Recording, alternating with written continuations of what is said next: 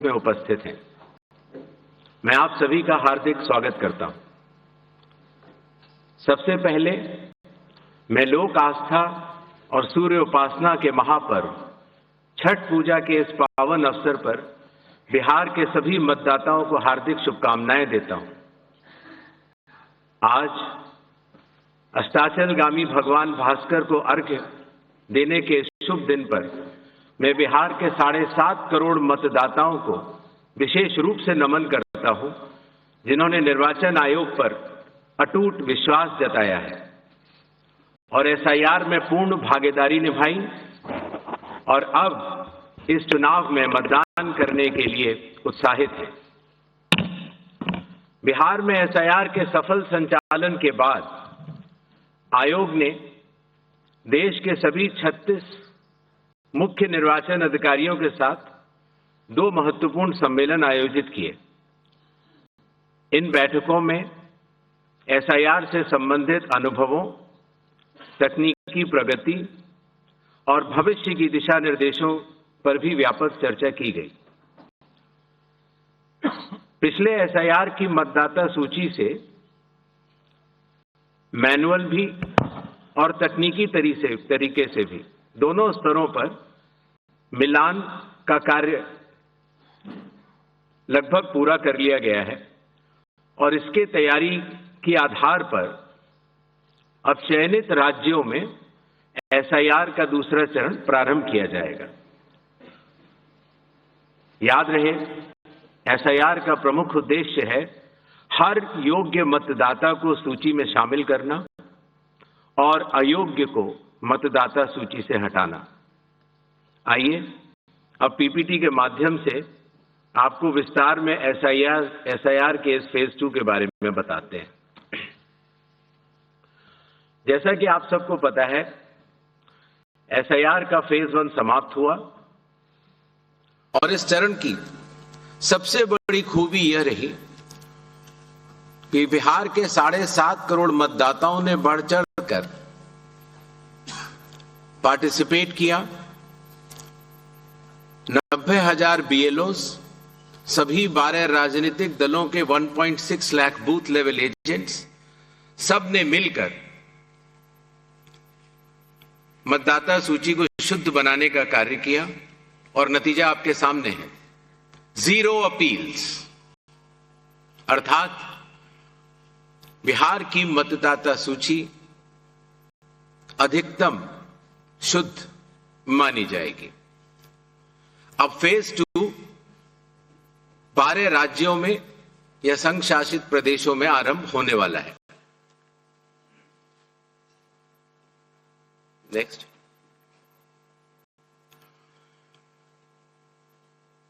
किसी भी मतदाता के लिए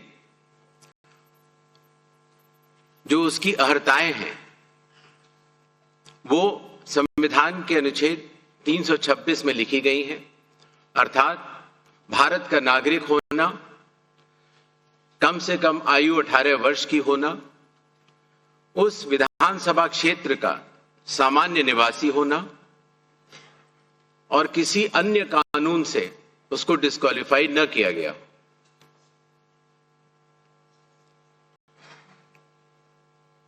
एसआईआर की आवश्यकता के बारे में काफी चर्चा हो चुकी है, लेकिन फिर भी चुनाव आयोग एक बार आपको बताना चाहेगा कि चुनावी कानून के तहत हर चुनाव से पहले इलेक्टोरल रोल का रिवीजन आवश्यक है और या जब भी चुनाव आयोग आवश्यकता अनुसार निर्धारित करे। विगत कुछ दशकों से लगभग हर राजनीतिक पार्टी ने मतदाता सूची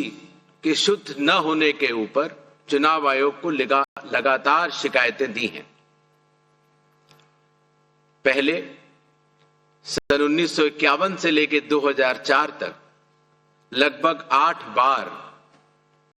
स्पेशल इंटेंसिव रिवीजन इस देश में चुनाव आयोग ने कराया है और आखिरी इंटेंसिव रिवीजन लगभग 21 साल पहले 2002 से लेकर 2004 की मियाद में पूरा किया गया था। इस लंबे दौर में, 2 दशकों से भी अधिक लंबे दौर में, मतदाता सूची में कई परिवर्तन आवश्यक हो जाते हैं, जैसे कि भारत की विकास गाथा के साथ साथ लोगों का माइग्रेशन के साथ साथ कई बार उनका वोट पुरानी जगह भी बना रह जाता है और नई जगह भी बन जाता है, अर्थात एक से जगह ज्यादा रजिस्टर होने वाले वोटर्स, कई बार किसी की डेथ होने के बाद भी उसका नाम न हटाया जाना या गलती से किसी भी विदेशी नागरिक का नाम मतदाता सूची में आ जाना। इन चारों कारणों की वजह से चुनाव आयोग ने निर्णय लिया कि पूरे देश में चरणबद्ध तरीके से एसआईआर कराया जाए और इसकी पहली कड़ी बिहार आपके सामने समाप्त भी हो चुकी है और बड़े सफलतापूर्वक लोगों ने चुनाव आयोग पर विश्वास भी जताया है। एसआईआर करते समय एक बहुत बड़ी संख्या में चुनावी कर्मी चुनाव आयोग के साथ कंधे से कंधा मिलाकर काम करते हैं। आपको पता होगा कि लगभग हर 1000 वोटर के ऊपर एक पोलिंग स्टेशन औसत तौर पर हो जाता है। हर पोलिंग स्टेशन पर एक सरकारी कर्मचारी बूथ लेवल ऑफिसर के तौर पर कार्य करता है। एक विधानसभा क्षेत्र में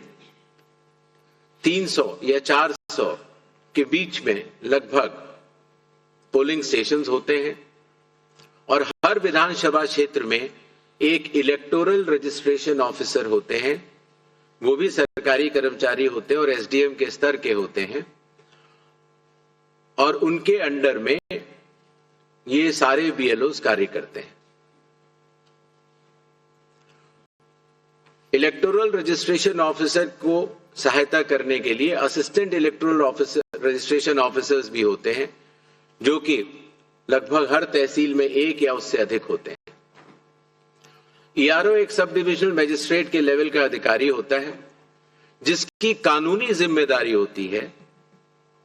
कि वो मतदाता सूची ड्राफ्ट तैयार करे, जनमानस से मिले हुए क्लेम्स एंड ऑब्जेक्शंस को रिसीव करे और उनके ऊपर एक निर्णय ले और उसके बाद एक फाइनल मतदाता सूची प्रकाशित करे। ईआरओ के इस निर्णय के बाद, अर्थात फाइनल मतदाता सूची प्रकाशित करने के बाद, अगर किसी भी सिटीजन ऑफ इंडिया को, उस विधानसभा क्षेत्र में रहने वाले किसी भी मतदाता को अगर कोई भी अपील करनी हो तो वो उस जिले के जिला अधिकारी के पास कर सकता है और अगर वह जिलाधिकारी के निर्णय से भी असंतुष्ट हो तो उस राज्य के चीफ इलेक्टोरल ऑफिसर के पास अपनी सेकंड अपील दायर कर सकता है। यह मैं इसलिए आपको बता रहा हूं कि बिहार में सभी राजनीतिक दलों के साथ मिलकर जब एसआईआर हुआ, उसके बाद जो जिला मजिस्ट्रेट्स के पास अपील आई 38 जिलों में, वह 0 थी। अर्थात ईआरओ और इलेक्टर्स ने मिलकर और बूथ लेवल एजेंट्स ने मिलकर बहुत ही अच्छा काम किया।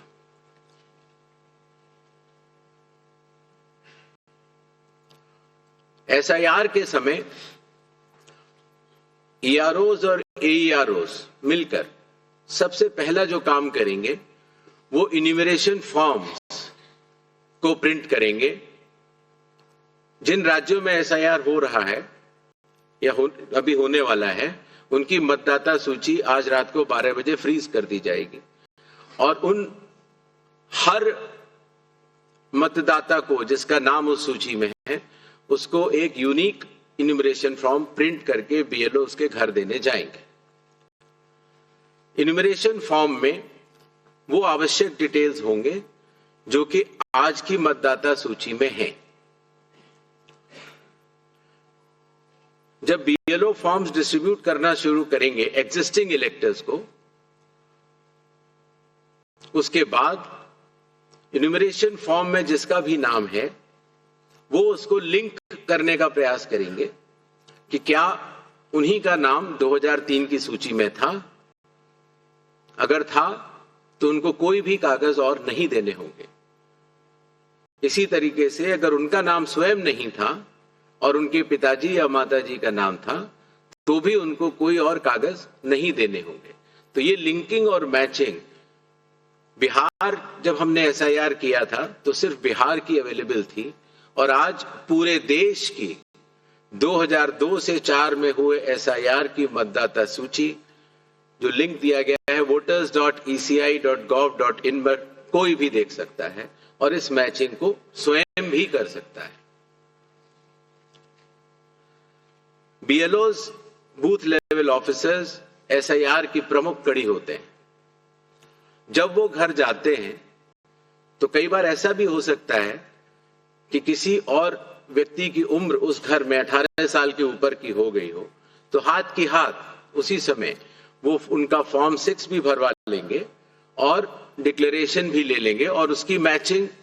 और लिंकिंग भी पुराने एसआईआर से कर लेंगे। कई बार हमारे मतदाता अगर पढ़ने या लिखने में उनको दिक्कत है तो बूथ लेवल ऑफिसर उनको इन्यूमरेशन फॉर्म भरने में मदद भी करेगा और मदद करने के बाद इस तरह के सारे इन्यूमरेशन फॉर्म्स मैचिंग और लिंकिंग करने के बाद वो ईआरओ और एईआरओ को जमा करेगा। कई बार एक बार जब बूथ लेवल ऑफिसर घर जाता है तो या तो कुछ मतदाता अवेलेबल नहीं होते या कहीं गए होते हैं और या उनको मैचिंग या लिंकिंग करने में कोई समय लग रहा हो, तो ऐसे केस में बूथ लेवल ऑफिसर्स दूसरी बार भी जाएंगे और तीसरी बार भी जाएंगे। 3 बार हर बीएलओ हर घर जाएगा। जो प्रवासी लोगों की समस्या को हटाने के लिए, जो राज्य से कुछ समय के लिए बाहर गए हुए हैं लेकिन वहीं के सामान्यतः रहने वाले हैं, वो ऑनलाइन भी भर सकते हैं और खास तौर से कई बार अर्बन वोटर्स को, क्योंकि उनके दिन के समय ही ऑफिस आवर्स रहते हैं, तो वो भी ऑनलाइन भर सकते हैं। बूथ लेवल ऑफिसर का यह भी कार्य होगा कि जब वो इन्यूमरेशन फॉर्म देता है तो इन्यूमरेशन फॉर्म दस्तखत करके मतदाता को वापस भी करना होता है। तो अगर मतदाता की मृत्यु हो चुकी हो या वो स्थायी रूप से प्रवास कर चुका हो या वो एक से जगह ज्यादा रजिस्टर हो गया हो तो वो उस जगह दस्तखत नहीं कर पाएगा और ऐसे लोगों की शिनाख्त करना भी बीएलओ की जिम्मेदारी है। एक बात मैं फिर कहना चाहता हूं कि जो मतगणना, वो इन्यूमरेशन फॉर्म की जो फेज होगी उसमें किसी भी व्यक्ति से किसी और कागज की आवश्यकता नहीं होगी, बस उन्हें अपनी मैचिंग या लिंकिंग दिखानी होगी कि 2003 में किसके साथ है। नेक्स्ट, सारे फॉर्म्स मिलने के बाद ईआरओ और एईआरओ ड्राफ्ट सूची प्रकाशित करेंगे। ड्राफ्ट सूची में उन्हीं मतदाताओं का नाम होगा जिनके इन्यूमरेशन फॉर्म्स वापस मिल गए। जिन मतदाताओं की मैचिंग या लिंकिंग नहीं हो पा रही है, 2003 में कहां थे, 2003 में आपके माता पिता भी नहीं थे या कोई भी नहीं था, ऐसे लोगों को भले ही उनका इन्यूमरेशन फॉर्म मिल गया हो लेकिन नोटिस जारी करेगा ईआरओ और एईआरओ और नोटिस जारी करने के बाद फिर वो उनकी एलिजिबिलिटी डिसाइड करेगा इंक्लूड करने के लिए या एक्सक्लूड करने के लिए बेस्ड ऑन इंडिकेटिव डॉक्यूमेंट्स, जो मैं आगे बताऊंगा। ईआरओस और एईआरओ की यह जिम्मेदारी होगी कि कोई भी योग्य मतदाता छूटे ना और कोई भी अयोग्य मतदाता सूची में अंदर ना आ पाए। ईआरओ के फैसले के खिलाफ कानूनी तौर पर जिला मजिस्ट्रेट के पास एक अपील होती है जो मैंने आपको बताया, और जिला मजिस्ट्रेट के फैसले के खिलाफ चीफ इलेक्टोरल ऑफिसर के पास भी सेकंड अपील होती है। जो प्री एन्यूमरेशन फेज है, जो आज रात को 12 बजे से शुरू होगा, उसमें कंप्यूटर मैचिंग और लिंकिंग पिछले एसआईआर से ईसीआई नेट के जरिए की जा रही है, उसको आगे बढ़ाया जाएगा। मैनुअल मैचिंग और लिंकिंग काफी हद तक बूथ लेवल ऑफिसर्स ने इन राज्यों में कर ली है, और ट्रेनिंग जो बीएलओज की है, ईआरओज की है और डीओज की है। हालांकि काफी ट्रेनिंग हम लोग यहां ट्रिपल आईडीएम में कर चुके हैं, बट एक बीएलओ, ईआरओ और डीओ की ट्रेनिंग कल से शुरू होगी। सभी राजनीतिक दलों से 6 नेशनल पार्टीज जो कि हर राज्य में मौजूद हैं, और हर राज्य की जो स्टेट पॉलिटिकल पार्टीज हैं, उन सभी से निवेदन है कि वो अपने बूथ लेवल एजेंट्स, अगर उन्होंने नामित नहीं किए हैं किसी भी बूथ पर, तो जरूर कर लें। साथ ही साथ सभी चीफ इलेक्टोरल ऑफिसर्स को, डिस्ट्रिक्ट इलेक्शन ऑफिसर्स को और ईआरओस को यह निर्देश भी होंगे कि कल से शुरू होकर परसों तक वो सभी पॉलिटिकल पार्टीज को के साथ मीटिंग करेंगे और पूरी एसआईआर की प्रक्रिया को उनके समक्ष डिटेल में बतलाएंगे। जहां तक बूथ लेवल एजेंट्स का सवाल है हर पॉलिटिकल पार्टी के, जैसा कि बिहार में था, हर बूथ लेवल एजेंट एक दिन में 50 इन्यूमरेशन फॉर्म्स जो साइंड हो इलेक्टर्स के वो कलेक्ट भी कर सकता है, उसके ऊपर अपना सर्टिफिकेशन दे सकता है और बूथ लेवल ऑफिसर्स को भी दे सकता है। इससे जो चुनावी कर्मी हैं और जो राजनीतिक दलों के नुमाइंदे हैं, दोनों मिलकर साथ काम कर सकते हैं। इन्यूमरेशन फेज में इन्यूमरेशन फॉर्म की प्रिंटिंग, डिस्ट्रीब्यूशन, मैचिंग और लिंकिंग विद 2002, 3 या 4 इलेक्टोरल रोल्स और इन्यूमरेशन फॉर्म्स को वापस कलेक्ट करने का कार्य होगा। और साथ ही साथ, जैसा आप सबको पता है, मतदाताओं की सुविधा के लिए चुनाव आयोग ने निर्णय लिया है कि किसी भी मतदान केंद्र में 1200 से अधिक मतदाता नहीं होने चाहिए, जिससे कि भीड़ न लगे। उसके हिसाब से रैशनलाइजेशन ऑफ पोलिंग स्टेशंस भी होगा। सारे इन्यूमरेशन फॉर्म्स जो वापस आने थे, उनके आने के बाद इलेक्टोरल रोल्स की ड्राफ्ट पब्लिश की जाएगी। ये सारी स्टेप्स वही हैं जो बिहार में हुई हैं,